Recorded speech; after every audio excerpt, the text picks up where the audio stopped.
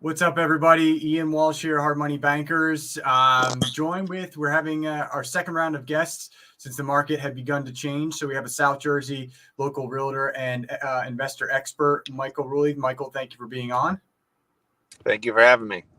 Got your pretty eyes there. Took the glasses off, and this should be an interesting one. Me and Michael were just talking before the show. We couldn't find Michael in our last interview anywhere. So interesting, huh? Interesting times right now too, as well, isn't it? Say that one more time. You went in and out. I said interesting times right now as well, isn't it? I'm sure this is yeah, right. Are you is your car covered in white soot from the Ohio scenario yet, or what?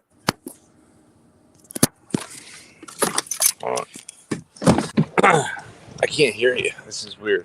Can you hear me? Yeah, I can hear you. You can't hear me? You're going in and out. I'm just gonna get out of my truck. Okay. Maybe it's going in and out of the Bluetooth or whatever. So it's a nice day. No big deal. Beautiful day. Can you hear? Is this a little bit better now? Yeah, no, it was fine. It was just cutting in and out. It wasn't even that I couldn't hear you. It was just like stopping. So I feel like it was going like trying to cut back and forth to my truck or something. So gotcha. Anyway, please continue. So I was just saying that it's interesting. So we were just talking about. I was just mentioning how I couldn't find your video mysteriously on my YouTube channel. So hopefully this one sticks around. And I was saying it's an interesting time right now as we speak, because there's quite a bit of stuff in the news. And then I asked if you had any white soot from Ohio on your car. So that was where that's where I left off. Not yet. I've been looking for it, but I haven't gotten anything. I think the wind's kept it at bay, but we'll see. Yeah, that's no big deal on that one, right? Then the other 50 explosions. No big deal. It's just Chernobyl part 2. You know what I mean? No big deal. Yeah, just unreal. So, but last time we talked, we were talking about the real estate market had really just been shifting. I know it had shifted by the time we had talked a bit, but it's shifted even more now. So, what are you seeing in South Jersey? What's it look like for you in the real estate world? So, like, people are still buying, but the showings have definitely decreased. Buyers are becoming very picky. I'm getting offers that are below asking, but I think it's also a little bit market specific. So, like, if you, like, right now, like, Willingboro used to be, like, super hot, and it's, like, it took me a month to sell a house. Now, you could say I was priced too high, but I literally had the exact same model house that had just sold down the street in, like, the exact same condition. But I was about 50. I had to go down about 15 grand before I got an offer. So things like that. There's a decent amount of housing in Willingboro, but if you go to other places where maybe there's less, like neighborhood specific, I think you'll still get a good amount of offers. I think people will be a little bit more serious. I just think that right now it's like I was getting lowball offers up in Willingboro, and I get it to an extent, but like I had to tell the agents, like, yo, like, you're just lowballing me. Like, there's comps, like I'm already below the comp level. Like, you're just lowballing me. So I think buyers are trying to take advantage of it a little bit. I think most of it's just because they're not as desperate to get the house, so to speak. But again, I think that's more neighborhood specific. I think if there was a house in Marlton or Moorestown and in like a medium range area that was the only house for sale in that neighborhood and it was in great shape, I still think you would get a lot of offers. So yeah, and Willingboro is interesting because during the subprime in 2008, Willingboro was the largest subprime market, like I think in like the nation or something. And that took a super interesting. I don't know if you remember like 2009, 2010, but Willingboro got crushed. Yeah. So it's interesting you bring that up. Yeah, I mean it's definitely not what it was. Like, I mean, the people, I still got an offer and all that kind of stuff, but like it was a little painful, And not only that, I had agents say, "Oh yeah, they liked it, but they're not sure yet," or, they're just looking, or they like this other house more, or here's an offer for $40,000 under asking. Okay, gotcha. So it's just that frenzy's over, and but things are still moving now. Yeah. I mean, and here's a funny one. I had a rental of mine down in Millville, actually Commercial Township, that I listed. And I literally got so many calls and applications, like I had to like pass it off to another agent because I couldn't handle it. So, and I had listed it at $1,550. I'd previously rented it at $1,100. So, like, rentals are still hot. Again, price specific. I can't just rent it for whatever I want. I've kind of tested that out with Willingboro and one I have in Gloucester City. where I want to sell them versus renting them. So I've jacked up the rental prices, and they're not just going for it. Like it's, you know, it's like they're going to go for it when it's the right price, but they're not going to jump all over it if it's like over a specific amount. So I think that's a little bit more balanced in that sense.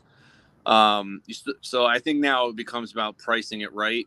Like for instance, that house in Willingboro, I had a price at 339.9, which is kind of a funny number. Like I said, I had an exact comp. I don't usually list it in the middle there.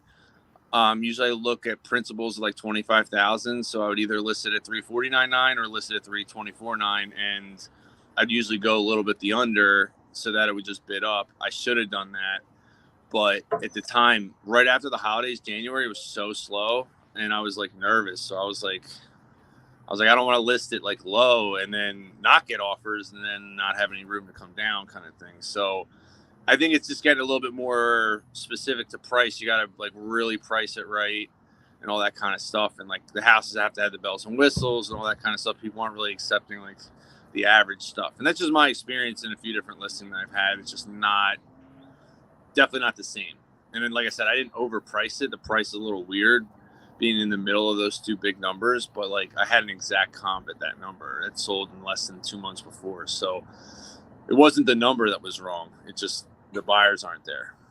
Yeah, that's interesting. You're the first person that's very specifically gone into some of it like this. So do you think it's just going to continue this way? You think it's getting softer? Do you like what do you see in that world? I think it's going to become, well, here's the thing. Rentals are still hot and few and far between. I think that people are going to be more inclined to stay where they are, but that's also going to create more of an inventory shortage because they're not going to put their house up for sale. I think some people might take advantage of it and say, I'll refi later. But here's the thing. Until inventory balances out where it becomes like an inventory surplus, you're only going to get so much decrease in pricing. You know, like I could say, oh, I dropped the price on that Willingboro house $15,000. But like when I bought it, my comp was 300. You know, I held it for way too long. It's a long story. But, you know, I bought it like with a 300 comp in February 2022 and then listed it in January at 339.9. So 324.9 was my best case scenario. So that's still not really that, you know what I mean? So it's kind of hard to say. Yeah, I did have a comp, but that comp was like way higher than I ever expected. I was like, ooh, that's a great comp. But at the end of the day, it really didn't do me any favors. So I guess my point is I think it's going to be like I think people are going to have their limits. They're not as desperate buying anymore. You know, like I said, there might be neighborhoods and timing where that's not the case. Might have people who are buying cash or whatever. But, you know, until you get like some of this, the rates start to come down, inflation starts to level off, you know, and stocks start to go back up, you know, equities and all that and crypto. You got a lot of people that are just holding, like even myself, like, I mean, I've bought certain things at the right time, but like I haven't really made much in the last year. So I'm just kind of holding my stocks. But like some people might have a lot of stock or like, let's just say a 401k that they use as a down payment where they're going to they can pull up to 50%, use that as a down payment, where it doesn't count as a loan. It doesn't count as like against their credit or anything. And they just pay themselves back. If you're down 30-40%, are you really going to want to borrow from that now? I wouldn't. You know what I mean? Right. So that's a hesitation when it comes to like liquidity and buying houses. So I think people might be on the back burner waiting for that to come. If equities start to go back up, I think even if rates don't come back down, I think we'll see a bigger jump. But like you got to think like back in 2020, 2021, we had like the trifecta, but like we had equities going up, you know, like all the stocks and everything like that. We had crypto going up and interest rates were low. Plus we had, you know, COVID money and all that kind of stuff. So there was this like influx of just excess liquidity and cash that people could go over asking, go over appraisal, stuff like that. And that's just it's not there as much. I mean, people have what they have saved, but you know, just from my own point of view, we're like, I don't have like a ton in equities, but like, I wouldn't want to sell it right now unless I had to, because I feel like there's more upside, hopefully in the future. But again, that's just my opinion. I'm not an expert in that either, but I'm sure other people think that, you know, I mean, look at like Facebook and Netflix and all that, they're down like 50-60%, and they were just down like 70% or more recently. So like, you got to think people are going to use stuff like that as down payments. Without it, what are they going to use? So yeah, that's a valid point. And I usually say, like, when you're thinking something initially, probably the masses are thinking the same thing. So the way you're thinking of it is valid. The only thing I've ever noticed though is when stocks drop hard enough, they actually flee to, people flee to real estate. So they'll take their loss and like go to real estate, but we're obviously not there but yet. usually, So at least in my professional lifetime, where I've like paid attention to that stuff, which is really only the last like 5 to 10 years, when the stocks have corrected, whether it's been a huge correction or just like minor corrections, interest rates have always been kind of like the same. Like the Fed rate's been, 0.25 to zero point 0.5 for, from 2010 until 2015, 2016, right? That's when they started raising interest rates. And even then it was like once a year. So like it wasn't like a huge, like I didn't see any effects in real estate until like fall of 2018 when rates were getting like the 5.5 for like normal FHA buyers. And it slowed down, and then the rates went back down in 2019 and the Fed eased up, and then and then you had 2020 and 2021. So like I haven't really seen equities go down with interest rates going up until recently, and I can say that in that case, which is abnormal because usually the equities going down means there's like a recession coming or whatever, and rates aren't going down. With us battling inflation and all that stuff, it's just like it's kind of going like both are going the wrong way. You know what I mean? yeah, I wonder if one lags the other too as well. That's like, you just catching up to the other one. Yeah. I don't know. There is also the inventory thing that you mentioned earlier. Like, I don't know what the solution is with that. It's really weird. It's a really weird that where supply and demand aren't actually like, so when people are talking about it. It doesn't make sense. Like the laws of economics, the supply and demand with it right now. So I just assume what has to happen is, what's that? I said, you're right. It doesn't make any sense. Yeah. So I think when we look back on this moment, we're going to watch one catch up with the other. And I think it's going to be supply will catch up with demand. I just think it's like it's coming over the hill, and it's just a weird spot. So you have this like frozen point where you have less money, yet you have a lack of supply. It makes literally no sense right now. I think it has to still adjust. I think there's a lag in that space right now. I don't know when that's going to completely happen. So when I saw interest rates going up in 2018 in the fall, and this late summer and fall, like inventory started to just sit there. But here's the other kicker is that when people are like, oh, wait for interest rates to come back down, and you're talking 5.5, it wasn't even that bad comparatively, but then you were getting 3.75 to, that's not happening again. 4.5 at that time. So 5.5 was a big jump. But I guess but then rental numbers were still normal. Like they weren't astronomical. And but then again, like I'll go to I'm getting crushed on interest rates. I mean, not crushed. I mean, 7.45 isn't like terrible, but March of 2021, I refied 5 at 5.18, and then November I refied 5 at 7.45. So that's a huge difference in monthly cash flow. I'm obviously going to try to pass that off to the tenant as much as possible. So. And that's how everybody's going to feel if they have loans. And if they don't have loans, they're just going to try to keep up with market value. So ultimately, you're just going to see rental numbers going up. So when people say, oh, I don't want to buy, I'll just rent. That's also kind of a losing proposition too. You know what I mean? So it's not, unless you just want to rent, short term, because you don't want to buy, you're going to move or something like that. But you don't want to buy for other reason. You can't, or you just don't want to. But I'll wait and spend so there's ups and downs, but I guess I'm trying to say in long-winded version is that back in 2018 there was a backup plan. Go rent. There was rentals available. The numbers weren't outrageous. Even as recently as 2020, the rentals weren't outrageous. It's really in 2020 when that happened. In the summer of 2020, I noticed rentals going crazy. So, no, I'm sorry, 2021. 2021 is when I noticed it. 26% jump year over year kind of thing. Yeah. I mean, and then rent just gets to the point where, two things are going to happen. One, people that are renting can't afford it. Or two, they're just going to wait, right? It's just like housing if it goes up too much. So I feel like all three, I feel like the markets have not synced up. They just aren't in sync with each other right now. The buying, selling, equity, stocks, and rental market, it's not in sync right now. So So, but here's what I'll say too. A lot of people are like, "Oh, there's gonna be tons of foreclosures coming," and da da da. And like that might be the case, but even if there are, you got to think there's so many hungry investors out there. And obviously, when they go to flip the house, that'll create inventory, which would balance out the market if there's a over an undersupply of houses.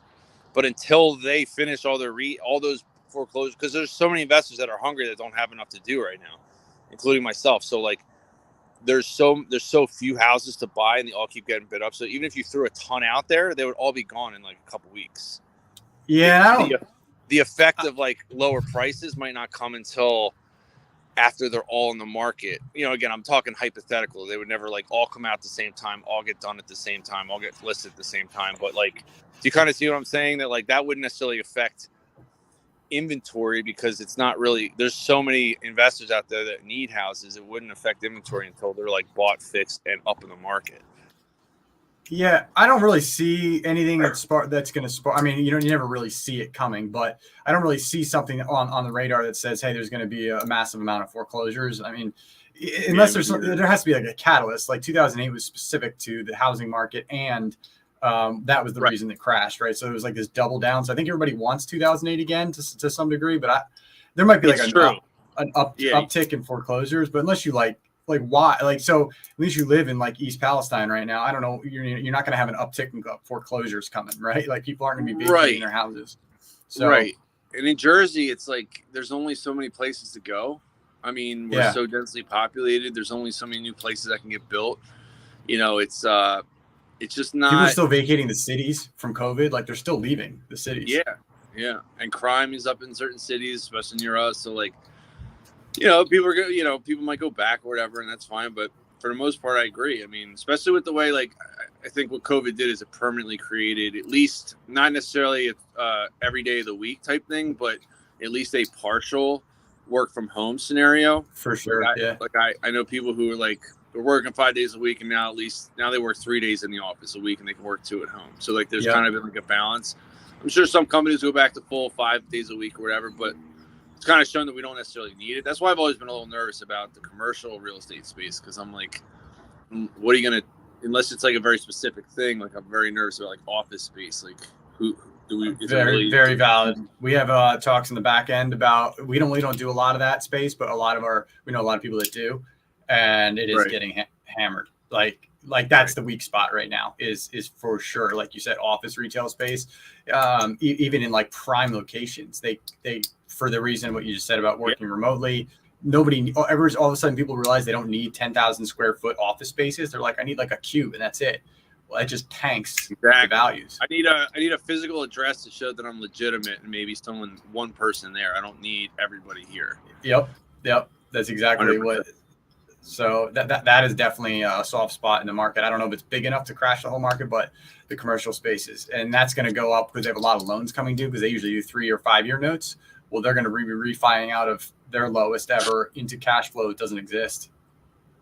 Right.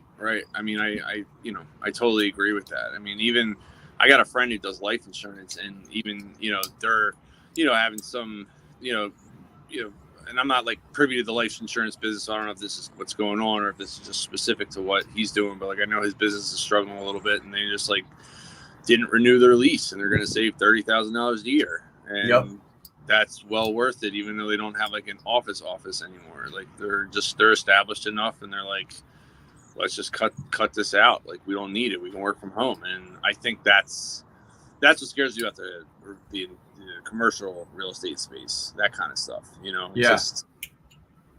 I personally would picture, obviously certain buildings can't necessarily be just done easily, but I feel like if it's like a 4 office space building, it might be like converted to residential apartment rentals or something. But even then, it's still a lot of money to like do that.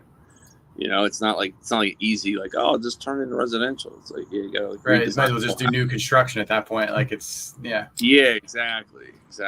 So I don't know. I mean, I'm still optimistic about the real estate market in the residential space, both rentals and sales. I just think it's a little bit more, we have to be a little bit, you can't just get away with it. Like you got to be very specific with price, your listing, your marketing, all that kind of stuff.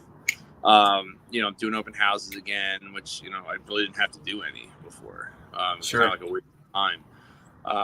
A waste of time in the sense that, like, it didn't necessarily bring me anything other than buyer leads, right? It was, and you might get some people who make offers from there too. I've had that happen, but most people were so desperately buying that they already had agents and they were looking, if they were serious. So, but now it's like people are kind of like floating along again. So it's kind of like back a little bit more normal. I think people are just also a little hesitant because they don't know what's going on in the world, you know, and just inflation's still high, even though Joe Biden says it's coming down the last 6 months. It's literally not true. Like last month it went up, you know, 0.7%. Aliens, inflation, all the fun stuff, right? Yeah, it's if it goes up 0.7% on a month-to-month basis, that's a lot. It's like 10% a year almost. That's a lot. Or like 9%. So I mean that's not good. And we're like, you know, he like gave like a celebration speech. You know, just, saying like it's been coming down. Like it's literally like the same day that data came out saying it's not coming down. It's slowing up a little bit, but it's still going up. So anyway, I guess what I'm saying is just it's just one of those things that, like, I think we're hitting the head with a lot of things. You know, I have some tenants that are now kind of struggling to pay the bills because, like, I got them locked in at a higher rent, and now I got the utilities, and maybe they're not working as much or whatever because, you know, their business is cutting back, and that's all signs of recession. You know what I mean? So there's just a lot of things I'm a lot more careful with now, or I will be careful with going forward, both with tenancies as well as pricing and sales, as well as buying this house in general. I'll tell you this, pricing of rehabbing houses has not gone down. Pricing materials is not gone down. And listen, I'm not a contractor, so I'm not going to say it for every, you know, piece. I don't want someone watching saying, oh, I saw wood come down the other day. Well, that might be so, but generally speaking, the price I'm getting are still astronomical for most things.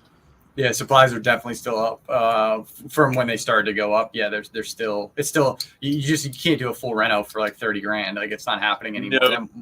Do 60, 80 grand on most median housing income at this point. Probably more. Most, you know, I'm seeing a lot more like where they used to be like 60 to 80, more like 80 to 100 is what I see now.